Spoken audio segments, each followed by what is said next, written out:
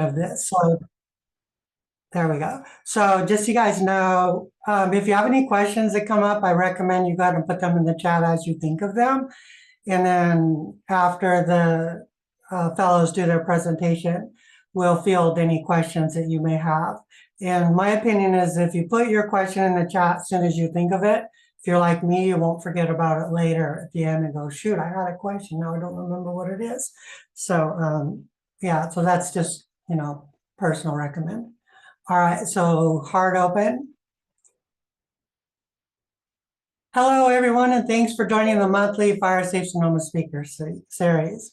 We live stream this program on the fourth Thursday of every month, except for this year, November and December. Actually, we'll be doing the third Thursday of November this year. And you can find our past Speaker Series programs on our YouTube channel. There's a lot of great information there, so check it out. I think this is our third full year doing the Speaker Series. Technically earlier years, I think the first year we called it our Fire Alliance meeting. I'm Roberta McIntyre. I'm the president and CEO of Fire Safe Sonoma, and I will be your host today, like it or not. For those folks who might not know, Fire Safe Sonoma is the countywide fire safe council serving Sonoma County for over 26 years now. I think we're into our 27th year now. Yep, that's right. We've been working in this space before a while. Then fire safety and risk reduction was even popular. Before we get started, I want to thank Fire Safe Sonoma today for helping out. With us today is Emily Tuga, our county coordinator assigned to projects and programs. Marika Ramson, who is also a county coordinator in charge of our Firewise program. And Rebecca Fisher. She was a past fellow who is now a paid staff for Fire Safe Sonoma, and she is now our program assistant. And she does almost all of our social media. And also helping and presenting with us today are our 4 California Climate Corps fellows, Aidan DeJong, Alena Brammer, Melia Zimmerman, and Julie Edwards. Don't forget to check out the Fire Safe Sonoma calendar on our website for upcoming events. It's a little bit hidden. You have to look for it on our website. If you go to resources, if you go to the top banner and go check on, I think it's resources. If you go down, our calendar will be there. And with that said, if any of you all have any upcoming events, if you have any COPE events that are coming up, or potlucks within your community or anything like that that you'd like to share countywide, want to put it on our calendar, feel free to let us know. Just send Becca a little email with that information, or any of us, and we can forward it to Becca, and she'll get it on our community calendar. And don't forget about these upcoming events. Speaking of that, of course, we have Fire Safe Sonoma's regular board meetings. This next one is on January 27 at 3:30.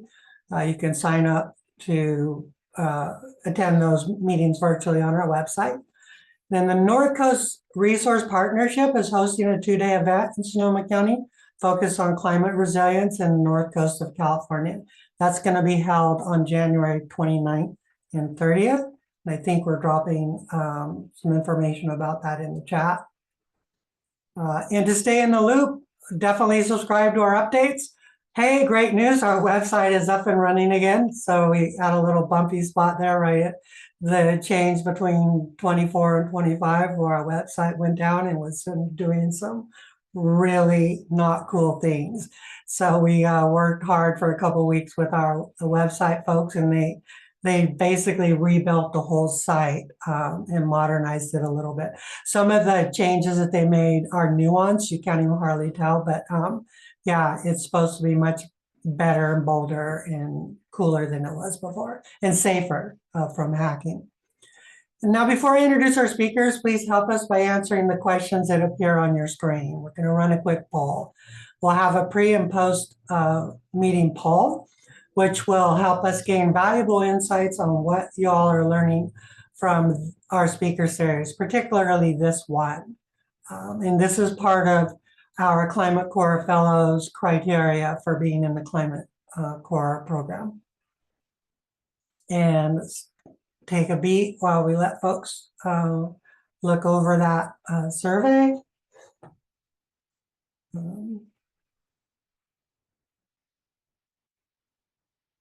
Okay. Not sure who's monitoring the poll. Looks like we still have stuff coming in. You guys, can we leave this poll up for a while we continue the meeting? Okay, let's do that. All right. We won't end the poll for a little bit, if that's okay. And I'll keep yammering then. So our last speaker series was held in November, where we heard from Chief Scott Westrope from the city of Santa Rosa and Chief Ben Nichols from CAL FIRE. Together, they explained the structure and hierarchy, if you will, of CAL FIRE and the local fire agencies in Sonoma and beyond, and how they work together to respond to emergencies. It kind of gives you some insight as well if you're imagining the fires down in Southern California. They probably have one IMT, incident management team, for each of those fires that are named. And so there's actually a lot of staff from up here in Northern California that are trained to be on the incident management teams that have gone down there to help manage those incidents down there, as well as a lot of our fire engines and other resources are down there helping out. And yeah, our hearts go out to those folks down there dealing with that, getting a little teary-eyed. So wish them well. This month, and you can watch that. Of course, you can watch that presentation on our YouTube channel. It's up there if you want to see it, if you missed it. This month, we're pleased to be joined by our very own California Climate Action Corps fellows, Aidan DeJong again, Alena Brammer, Melia Zimmerman, and Julie Edwards. Together, they'll explain the connection between California wildfires and climate change and how you can cope with the weight of these issues. To also share actionable steps to help build resilience, enhance preparedness, and foster a sense of community and hope. Let's welcome our fellows, Aidan DeJong, Alena Brammer, Melia Zimmerman, and Julie Edwards. So I'm gonna go dark and hand it off to you guys. All right. Thank you for the introduction, Roberta. Hello, my name is Aidan DeJong. I'm here with my fellow CCAC teammates to talk with you about climate change and how it connects to fire prevention. All right, let's jump into it.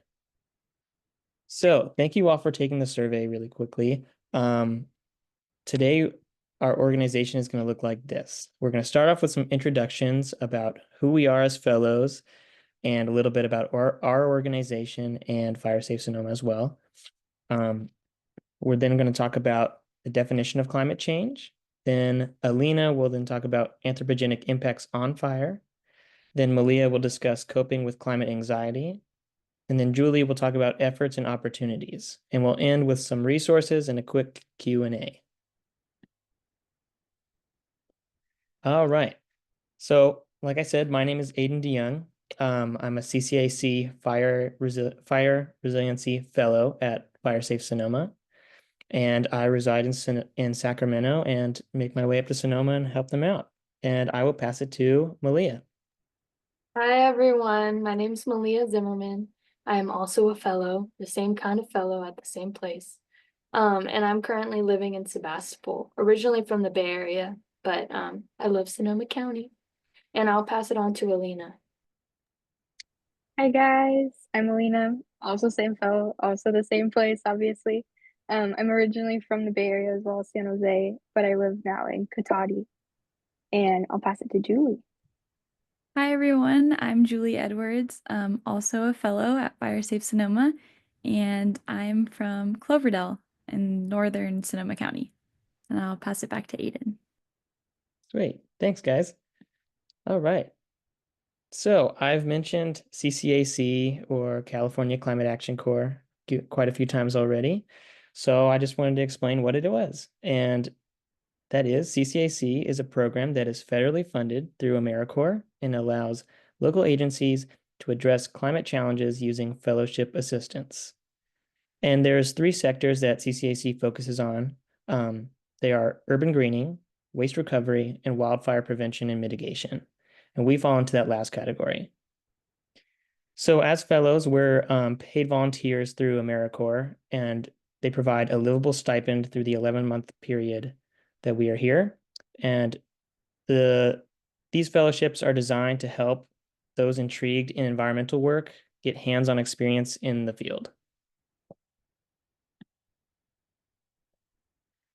All right, so our host site is FireSafe Sonoma, and our mission here is to provide education, exchange information, and foster fire prevention and fire safety within Sonoma County. And so here are some of our contributions and responsibilities at FireSafe Sonoma to do this.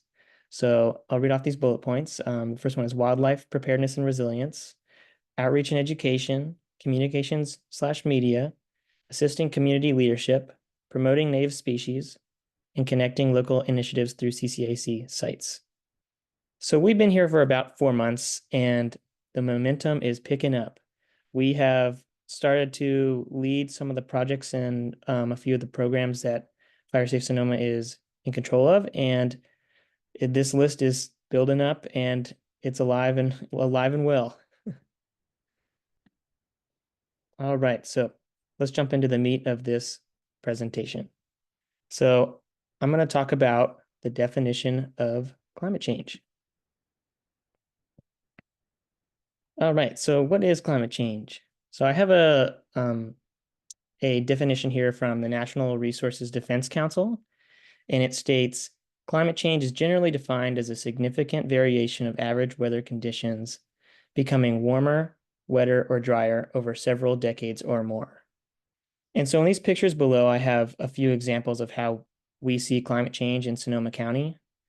And so this first one here is supposed to explain how we have a longer fire period than we've ever had before, which means that we have less time on the back end to do things like prescribed burning or burn piles or any type of mitigation. So our window is much shorter. And then this next picture, I think all Californians are familiar with this. This is the drought periods that we have. They are also being prolonged. And that kind of goes into the next image as well, which is how it affects native species and native habitats. And so they are also being affected. The change is real for them as well. We're seeing less of them and it's deeply affected. And this last image is something that's more recent. I think in the last 5 to 7 years, we've experienced this in California, which is atmospheric rivers. This is kind of near Guerneville, this image, and it shows the theater. If any of you've been there before, shows the theater and the flood coming from the Russian River and the atmospheric river. So we're all seeing these climate change effects right in our faces living in Sonoma County. And so a lot of these shifts can be attributed to these 3 things here. And I'll start off with the first one, which is catastrophism. And so this is a sudden change on Earth's surface. And these are like earthquakes, asteroids, volcanoes. And so we've seen this kind of climate change happen from these events through our history. That could be like a volcano plume of smoke entering our atmosphere and changing the climate for a shorter period of time, but more rapidly. And then here's this second shift can be attributed to is the uniformitarianism, and that is longer continuous processes. These can be plate shifting, ice ages, glacial decompression, and these ultimately cause climate change at a slower rate. And this last one here is anthropogenic influence. I'm going to talk a little bit more about that on this next slide. So yeah, anthropogenic influence is the impact on climate originating from human influences. It's also referred to as man-made climate change. And so it's really hard to see how much change is made from humans without seeing the data. So I have a few data points here I'm going to read off. I'll start with the first one. It comes from earth.org. It states 40% of Earth's land is considered degraded as a result of human activities. The second one states 600 California species at risk of extinction as of 2020. That comes from the Center for American Progress. And this last one comes from the Nature Partner Journals. It states 36 cubic kilometers, or a 21% decline of snowpack in the western US since 1915.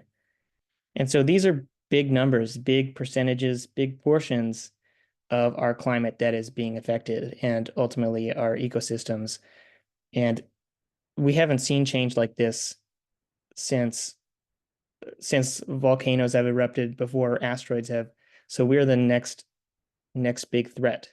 We want to mitigate that. Here I have another data point / graph, and it shows the carbon escalation that we've seen in our atmosphere over the last 60 years. And so just wanted to highlight this because this is something that we have all heard about, carbon in our atmosphere. It's something that we're very familiar about when we hear about global warming or climate change. And this is just one aspect. This is just one of the greenhouse gases. So it highlights, I think, all the other aspects that there are. And so just from this one, we see so much change. But in reality, there are a bunch of other gases up there that have longer lifetimes, longer cycles, sometimes up to 100 to 300 years, that we have to start mitigating now so we do not see those impacts in the future. And I believe that we have to mitigate those with fire prevention and a lot of the stuff that we do through CCAC, and hopefully on everyone else's levels as well. So how did we get here? Well, indigenous stewardship was really a positive back in the day, and they used prescribed fire, and they really allowed the land to revitalize. But we had this period of colonization, and this is where resources were exploited, deforestation made their way, and that made their way for towns, villages, and ports. And then we had this longer period afterwards of industrialization. And this really popped up and allowed resource consumption. And this was very popular, and it created urban stretches of land, towns, and cities. And that meant more factories nearby and around the world. And this put a lot of strain on the ecosystems that we live in.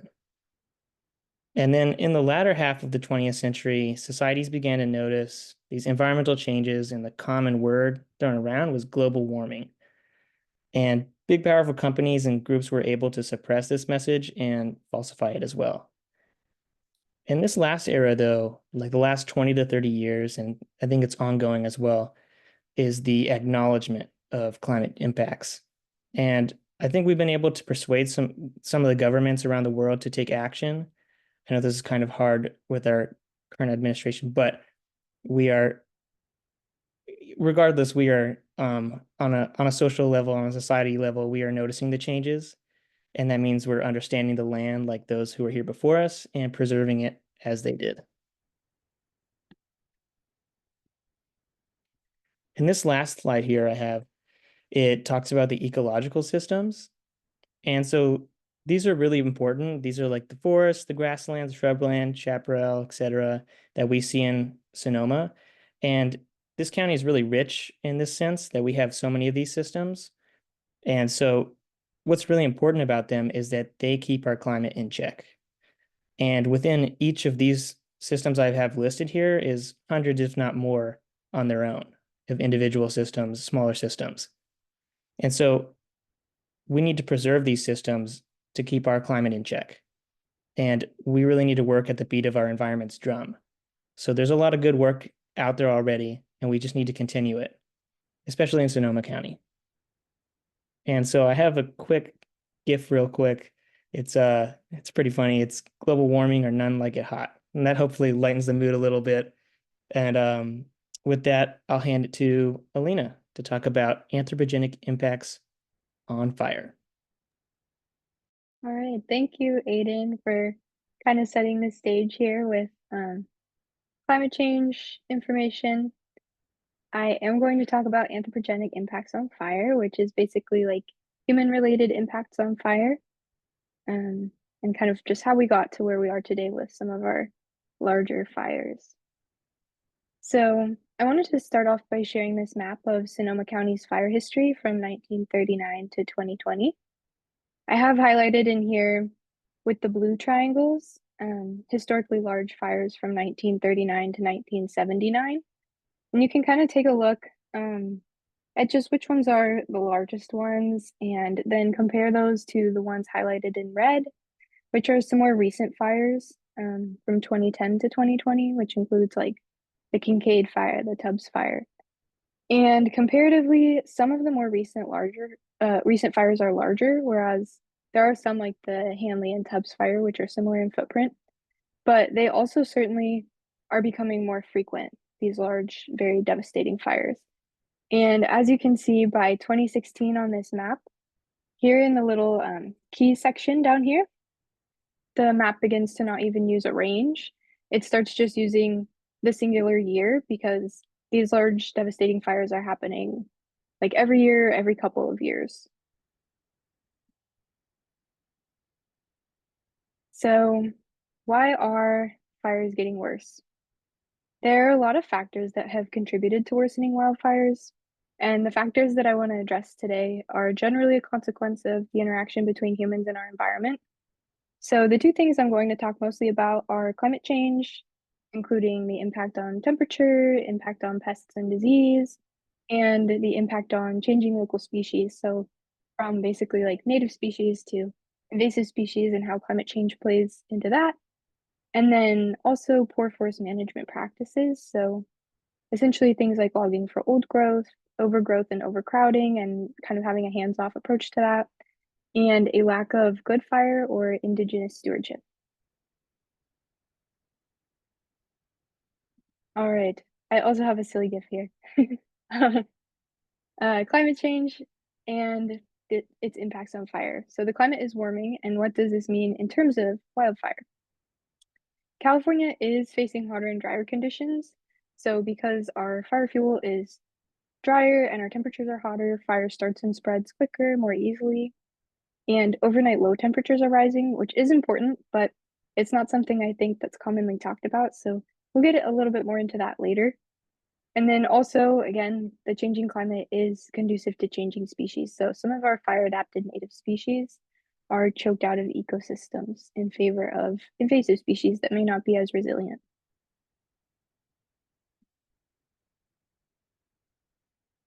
All right.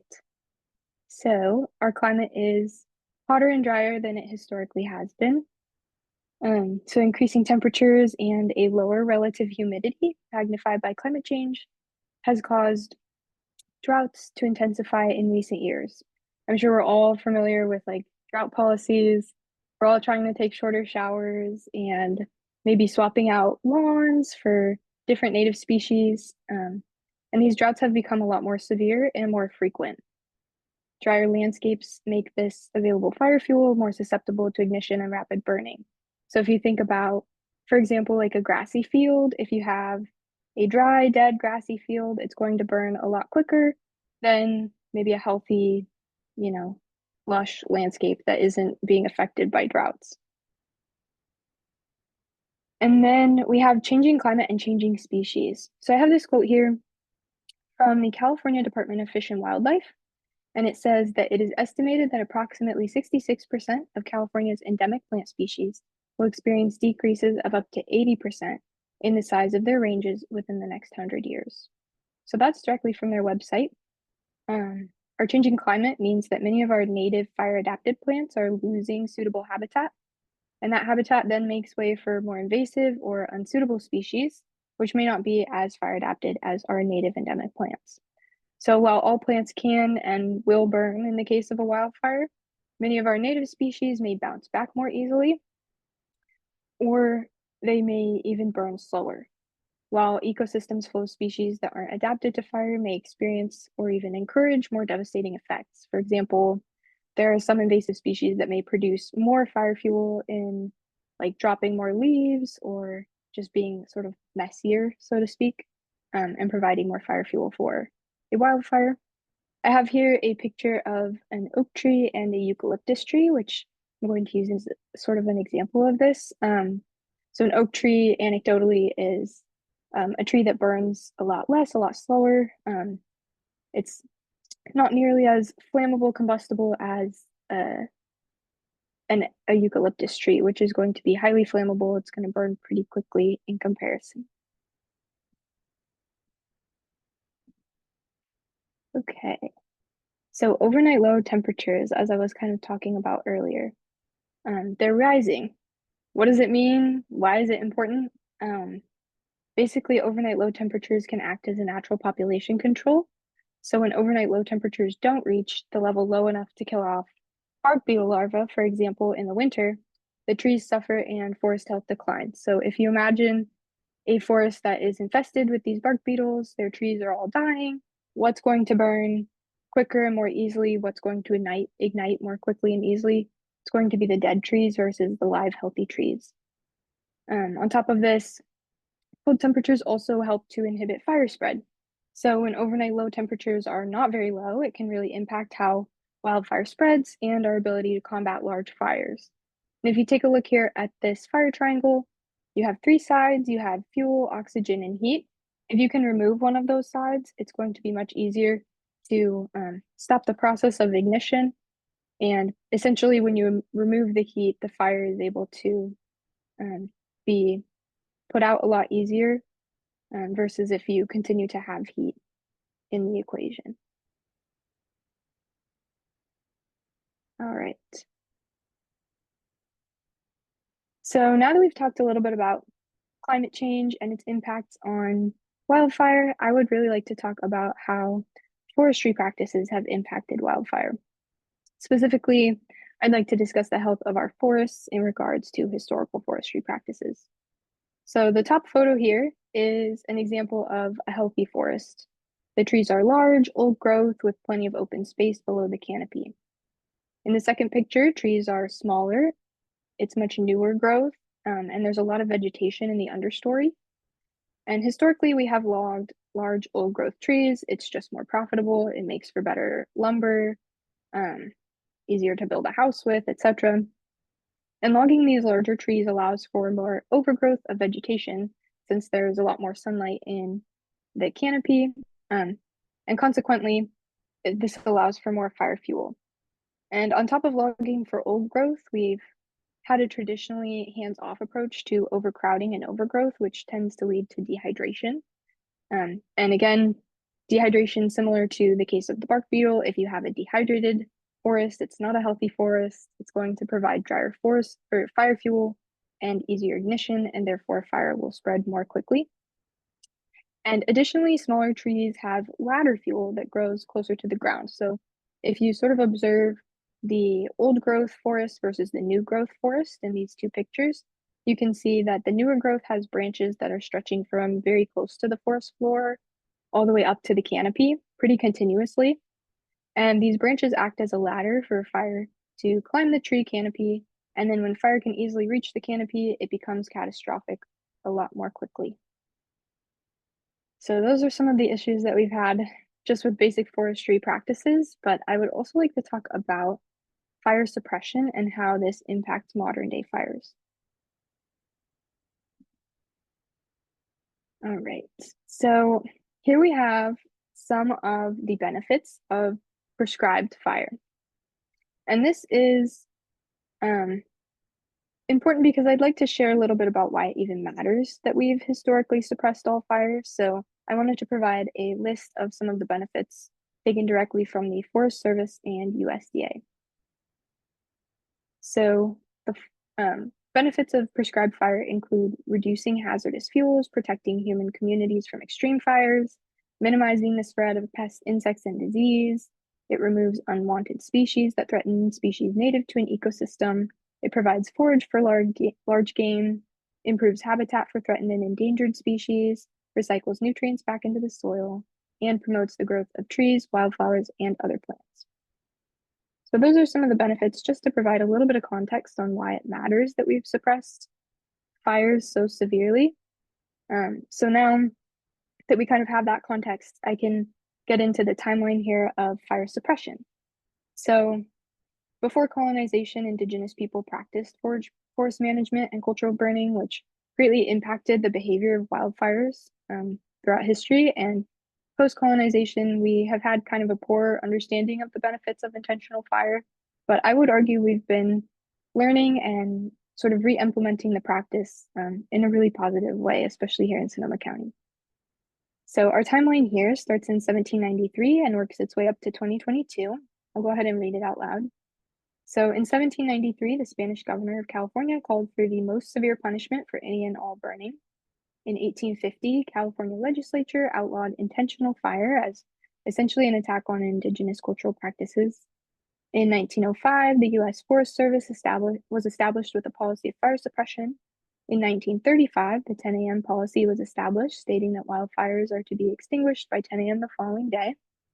In 1944, Smokey Bear was created, and the message of fire prevention reached a wider audience, including children who then grew up to go into the Forest Service with ideas of fire suppression sort of being the end all be all. And then in 1970, the US began to allow some lightning fires to burn. They abandoned the 10 a.m. policy and began to encourage some prescribed burning. But then in 1989, large fires in Yosemite occurred, and the federal government began to place tighter limits on let it burn policies once again. But then that kind of takes us to a little jump up to 2022, where California implemented a law on reducing the liability risk for prescribed burns. It's SB 332. And I would argue that that is a really positive thing and something to be hopeful for. It's definitely a step in the right direction in terms of fire mitigation, and it can all feel really overwhelming, but there is still a lot of hope. Definitely, as a species, society, nation, county, even here in Sonoma, we're always learning and making really positive changes in how we address climate change, stewardship, and natural disasters. And I think it's pretty beautiful. So I'm going to pass it to Melia now, and she's going to talk to you guys a bit about coping with climate anxiety. Thanks, Alena. You and Aidan both had so much good information to share that I feel like really updated me on climate change and wildfires, and hopefully you guys got a lot out of that as well. And now we're going to talk about coping with climate anxiety. If you're anything like me, it might feel like you're carrying the weight of all of these problems and the responsibility to deal with all of these problems on your shoulder. And that's why we're going to talk about it, because these are both huge issues that none of us can face alone. We have to talk about it, and change will only happen when we work together and unite on that action. So before we get into this, and as we get into this, I would love if you would all take a deep breath with me. If not, it's okay. I'm going to take a deep breath.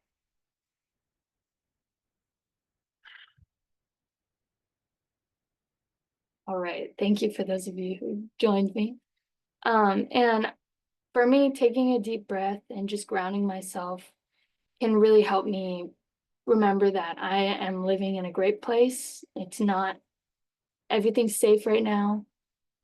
It helps me deal with that climate anxiety in the moment. And I would love to hear in the chat if anyone wants to just type out how they deal with their climate anxiety. And while you guys do that in the chat, I'm going to play a quick video that talks about the mental health effects of climate change.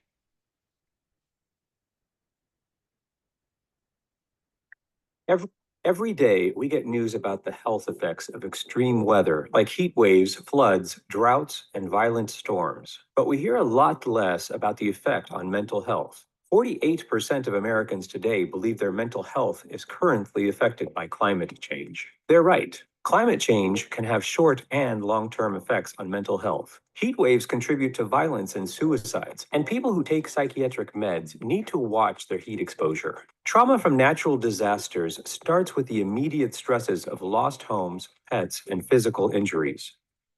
Over months, financial problems and social disconnection can contribute to depression, PTSD, alcohol and substance use, irritability, insomnia, and even domestic violence and child abuse. Slower moving weather events like droughts or coastal erosion have impacts that contribute to long-term chronic stress, including high levels of anxiety and depression. Children, older adults, the chronically ill, migrants, and refugees are even more vulnerable than most of us. So how can the negative psychological effects of climate change be reduced? There are a lot of solutions, but one is to build psychological resilience, which is bolstered through social support and connection. For more, please visit www.psychiatry.org.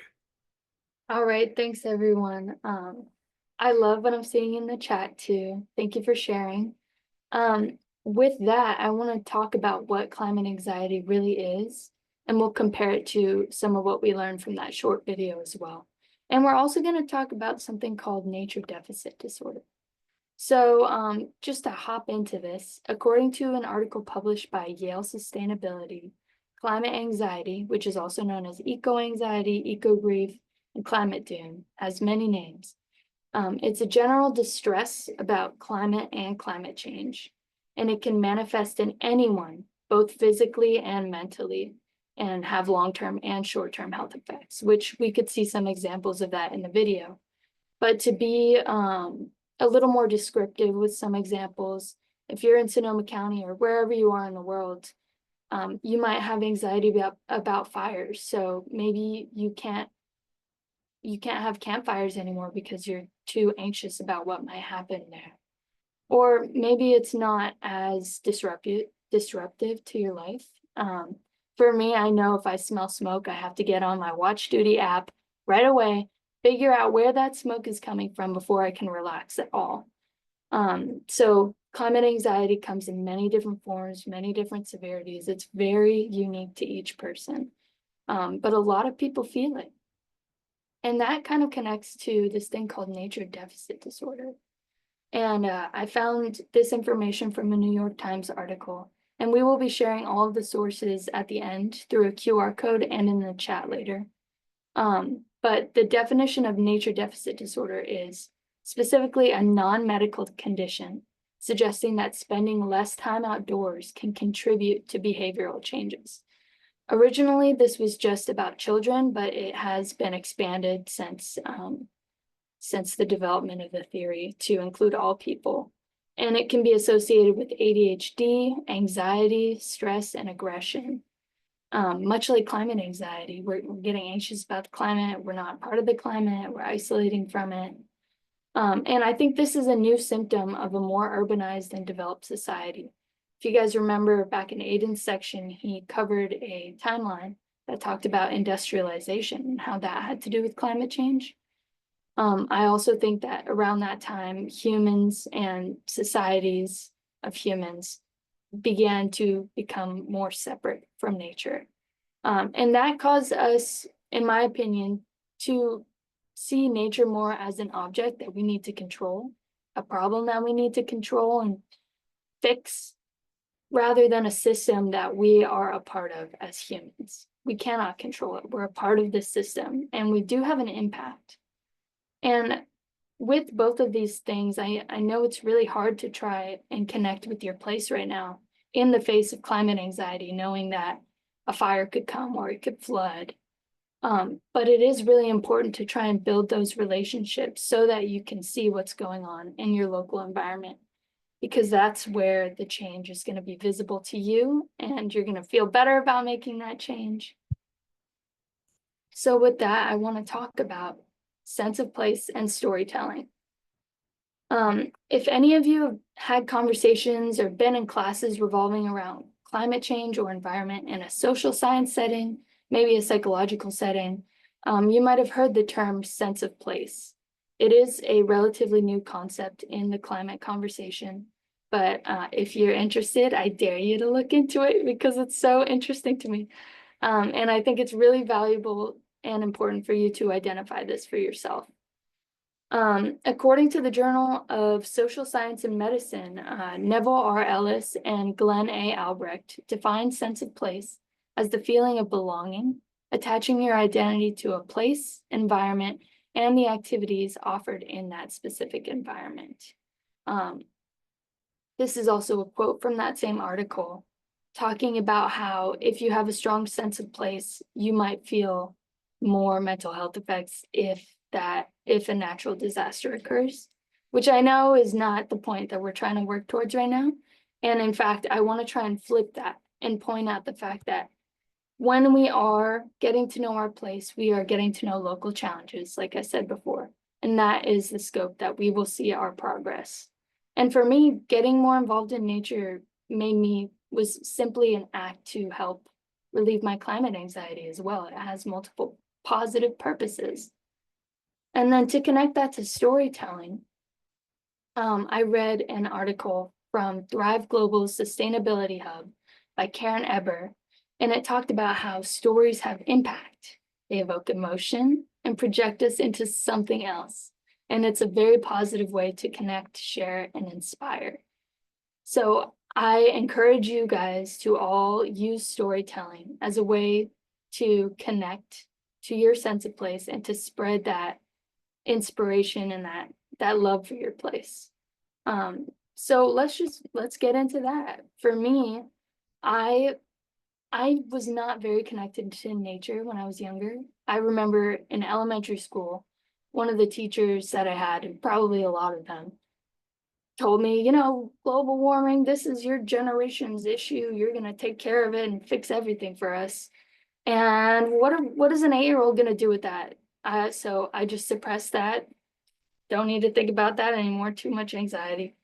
But then it wasn't until COVID hit and I was in college that I realized, wow, like I really am not connected to nature at all right now at this time in my life. And I feel like that would really help my mental health. So I took the naturalist program at my university. I then became a land steward. I helped to teach land management. I became a restoration crew leader where I was able to plan and view the results of that restoration. And I took classes on climate change. Here I am now, part of the California Climate Action Corps.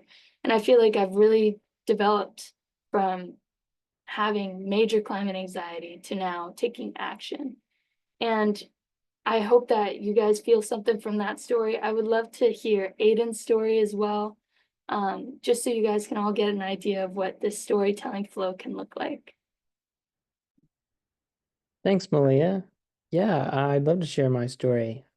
So yeah, my story starts in DC. This is kind of where I grew up in the latter years. And I noticed a lot of environmental activism here. And so it became a part of my community. It became topic conversation at my school. And I think being around that inspired me and also contributed to a lot of environmental anxiety because I felt overwhelmed by the pressure to make the difference. And I didn't really know how I was going to apply that to what I was doing in the future. So after high school, I initially wanted to pursue sustainable architecture. But as I got deeper into it, I realized that I wanted to do something more hands-on and make an impact on a community level. So that's what led me to work with CCAC and FireSafe Sonoma. And I think being a part of this work, seeing the progress, being able to provide resources and knowing I'm contributing to a real solution has been a game changer. And it's helped me take my climate anxiety and turn it into action. I really suggest it. And I'll pass it to Alena to share her story. Thanks, Aidan. Similar to Melia, I dealt with some pretty severe climate anxiety since I would say early college when I really started to learn more about our environment and just the science behind climate change. And I remember feeling pretty hopeless and afraid of the natural disasters that seem like really out of our control, that go hand in hand with climate change. And then moving to Sonoma County, I felt an extra level of anxiety, particularly surrounding wildfire. I had no idea how to evacuate. I didn't know where to go, what to pack, in the case of a fire, and I did have to deal with evacuation warnings a couple of times. And getting involved in environmental stewardship through land management, environmental education, and even just like gardening in my backyard to my now current role today has really made a big difference in how I experience this climate anxiety.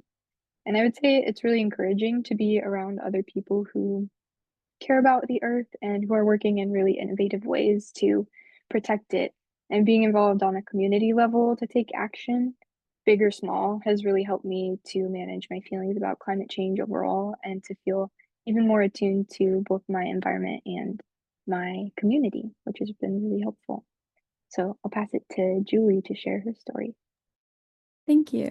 So yeah, I grew up in northern Sonoma County, and I didn't really see the extreme effects of climate change until the Sonoma County fires happened in 2017.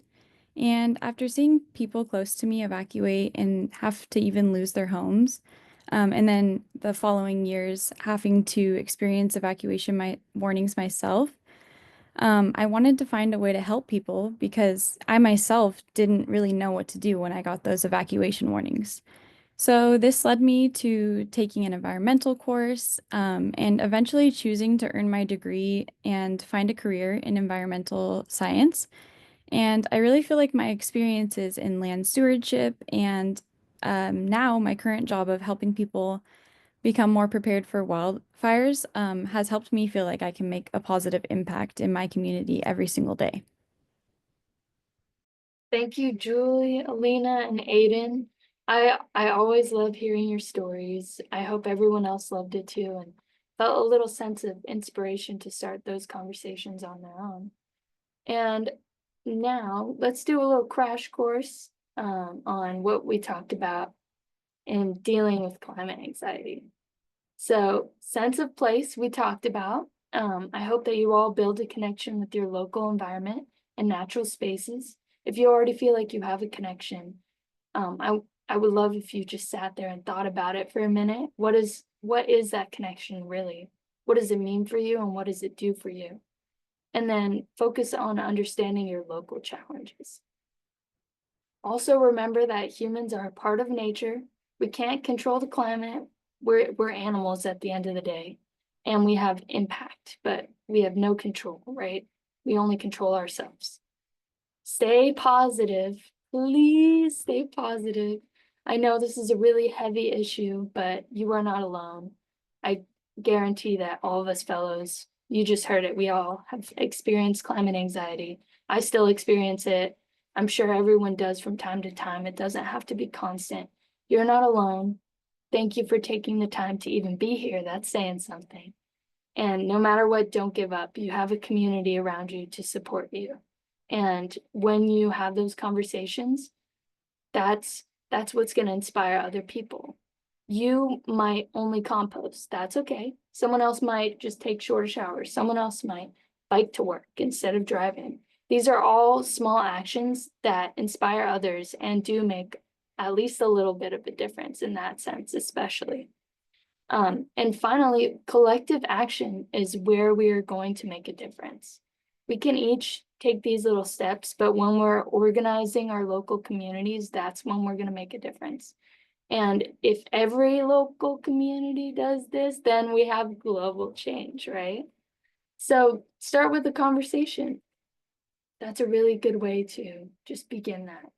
And if you want a framework for having a conversation about climate change or wildfires, here's a little bit of a guideline for you. And I'd love to give you an example. We'll talk about wildfire mitigation and wildfire risk. And so beginning with values, I know that we all value public safety. I'm sure that everyone here values public safety. I don't think anyone would want their neighbor to be unsafe or for the firefighters to not pick up. We want that to happen. We want that security. Then we'll lead that into the metaphor. So when we're talking about wildfire risk, an unhealthy forest is going to be a lot riskier than a healthy one. Imagine, for example, if my water bottle here was split amongst all of the different viewers right now of this presentation. How many of us? There's 23 of us right now. If we're all splitting this water bottle, we're going to be pretty thirsty at the end of it. We're not going to get much out of it. But if only Alena, Julie, Aidan, and I were to split this, we would at least be a little bit hydrated. That is what is happening in our forests. And I say that because in California, we're not getting much water as it is. But when we do, we're looking at these dense forests all trying to suck up water. So each tree is still going to be pretty dehydrated. So we have dense, dry forests that are extremely vulnerable to wildfires. So my solution to that could be forest management, better forest management. And there are many options for what forest management can look like. It could be tree thinning, could be prescribed burns like Alena talked about. And to give you more examples of what you can do to take action, I'll pass it on to Julie.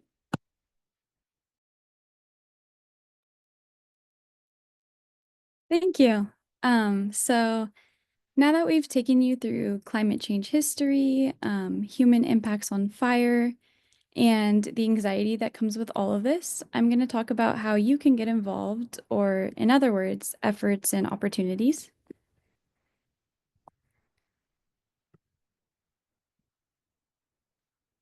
So it's important to know that you alone can make a difference. You can take action to reduce the risk of wildfires in your community, starting with just your property. As you can see on your screen, there are 3 photos. These are all examples of actions that you can take to reduce the amount of vegetation on your land. And less vegetation buildup can reduce the amount of fuels available when a wildfire approaches your property. So looking at the first photo, it shows an example of grazing, which can be done with either sheep or goats. Grazing can be used as a natural way of removing those tall, dry grasses on your land.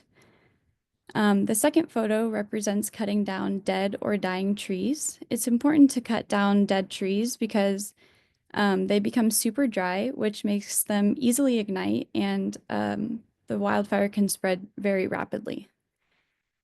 And then in the last photo, you can see a burn pile, which is another really effective way of getting rid of that vegetation on your property.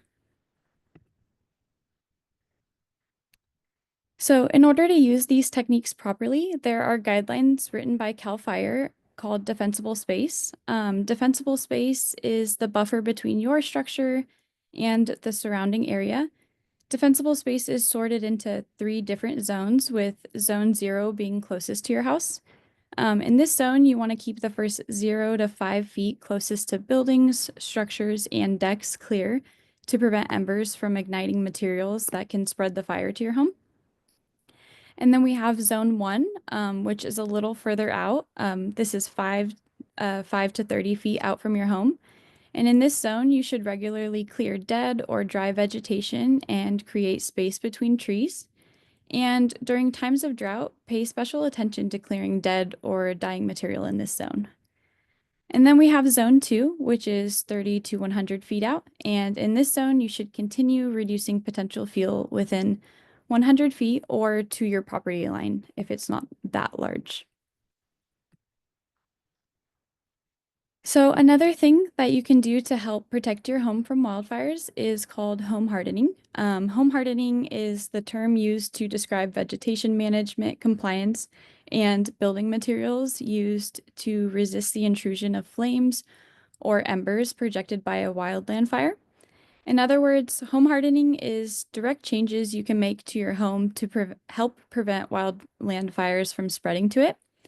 On the right column, you can see a list of a few of the many things that you can do to harden your home. First on the list, we always recommend replacing your vents with 1/8 of an inch mesh because it's a very affordable solution to keeping embers from entering your home.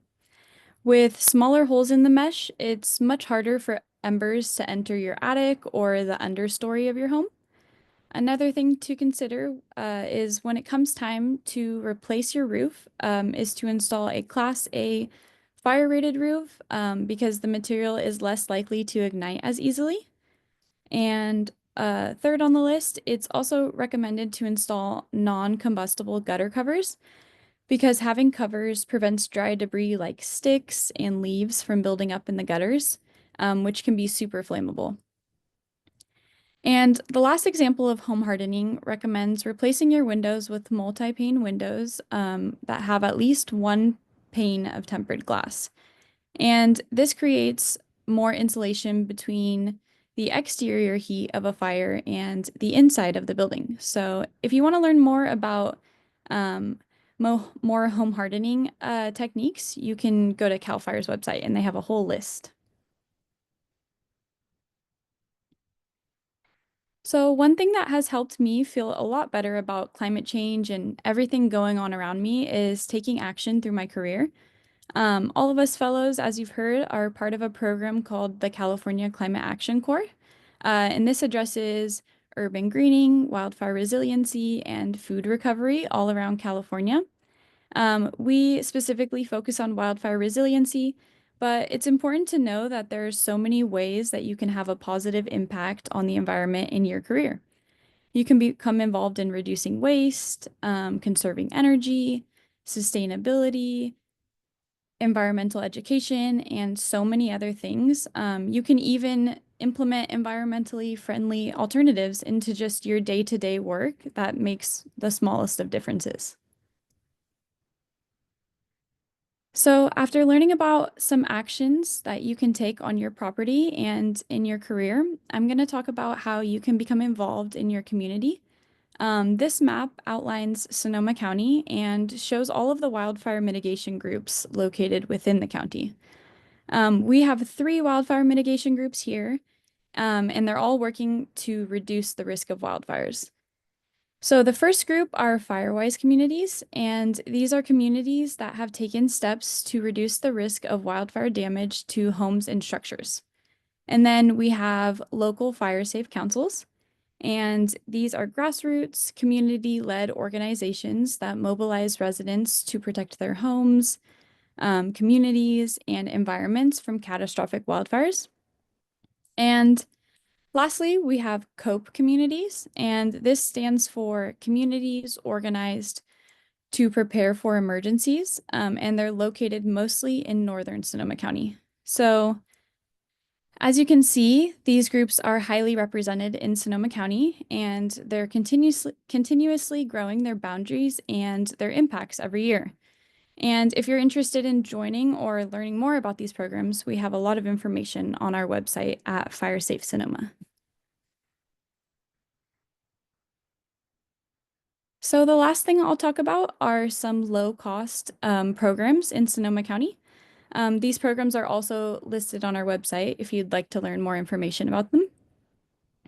The first program is the Community Grazing Cooperative, and this involves grazing with sheep or goats and is an equity-based, grassroots, community-oriented solution that addresses the risk of fire, reduces the use of synthetic pesticides, and builds resistance to high-risk communities within the Russian River watershed.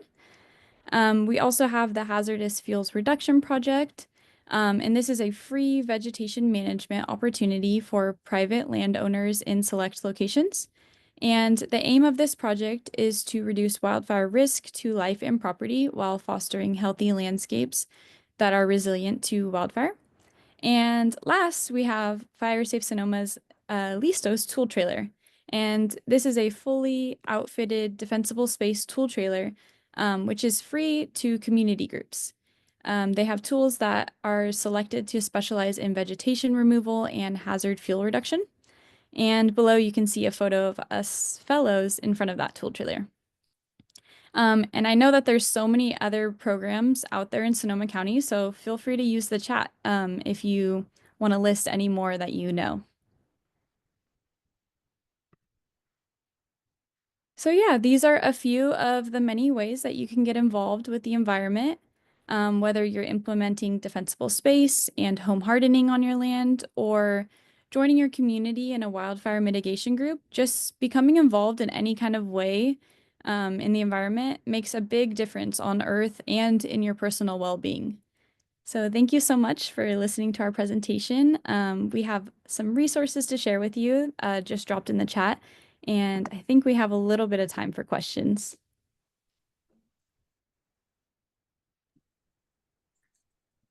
Yeah, thanks, team. Okay, go ahead and stop screen share. And then we'll open it up for some Q&A. While we wait for folks to put some comments in the Q&A, I don't see anything in there just yet. I wanted to mention a couple things I thought of during the presentation. What Fire Safe Sonoma with regard to the hazard fuel reduction projects. The one we're most tied to currently is out in West County in the communities of Monterey, Occidental, Camp Meeker, and Forestville areas. So we partnered with Safer West County and the Goldridge RCD, and we're running a program in those communities that offers free community chipping, as well as up to $1,000 in basically cash rebates for work that you contract to have done on your property. in the defensible space. So if, for example, you qualify for the program, then you hire a contractor and they do $1,500 worth of work, we will rebate you with a check for $1,000 in that scenario for that contractor's work. So if you want more information about that, let us know, or you can find more on the Safer West County website about the project we're running with them. And then the other thing I wanted to mention is,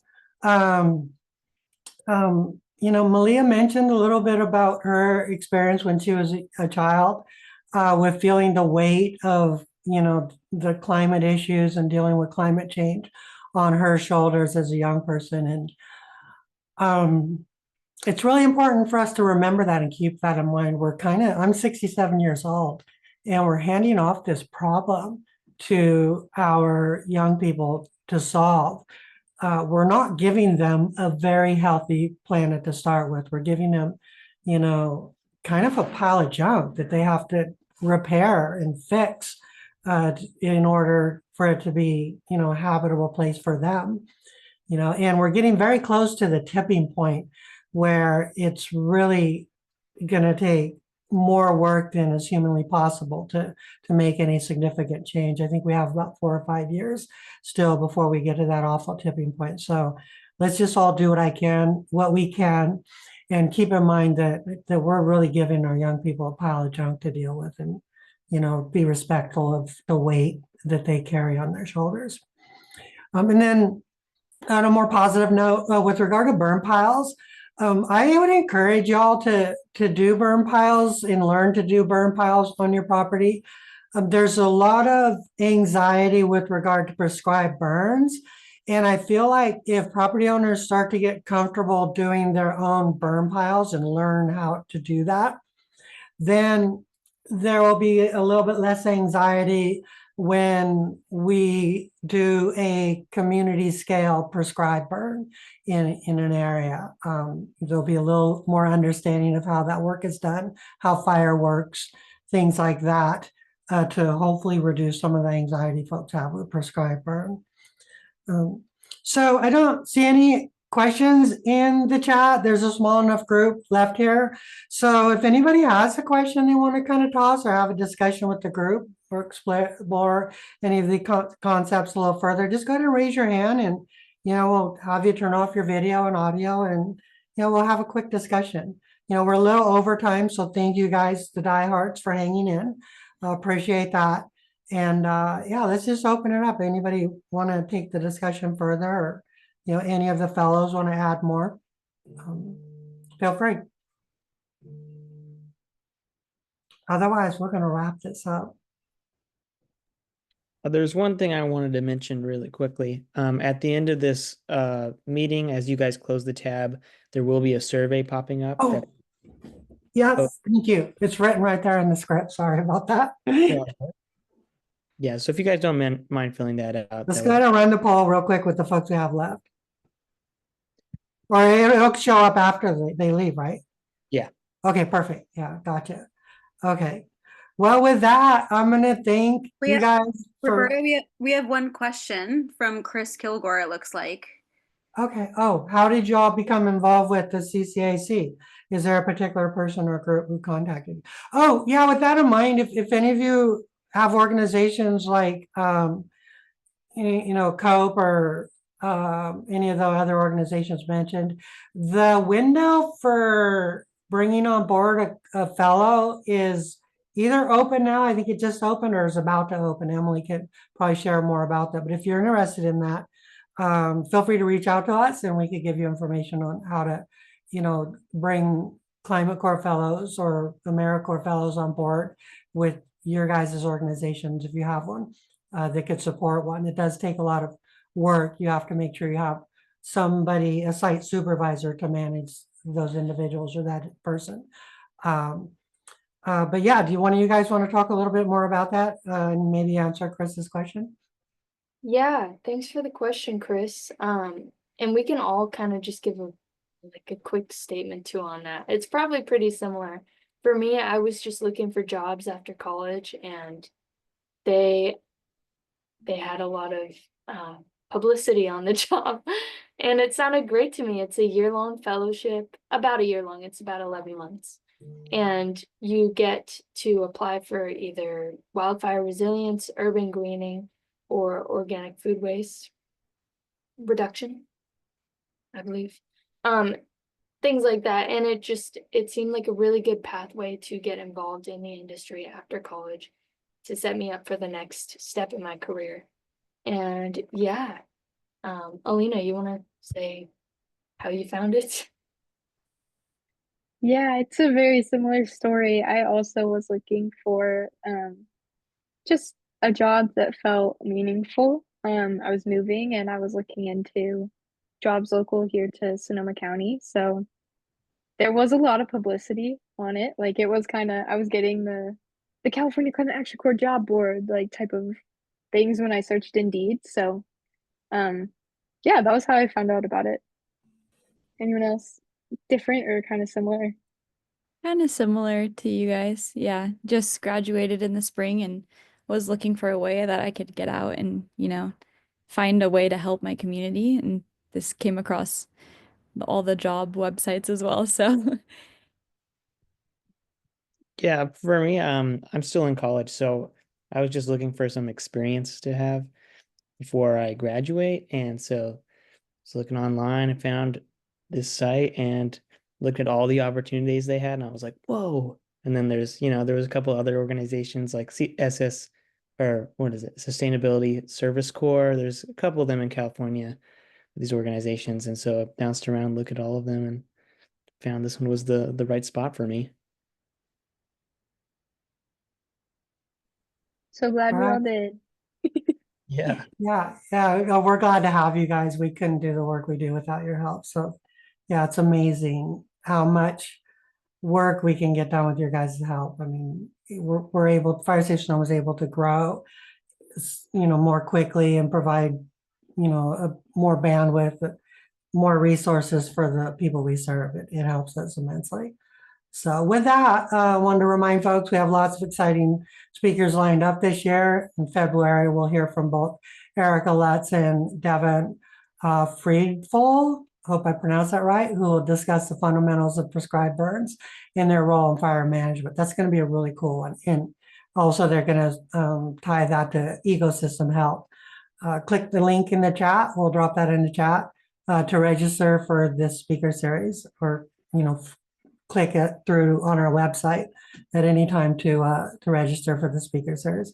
And then thank you all so much for hanging in and listening. We'll see you all next month. And don't forget to help us out by taking the survey after the meeting ends.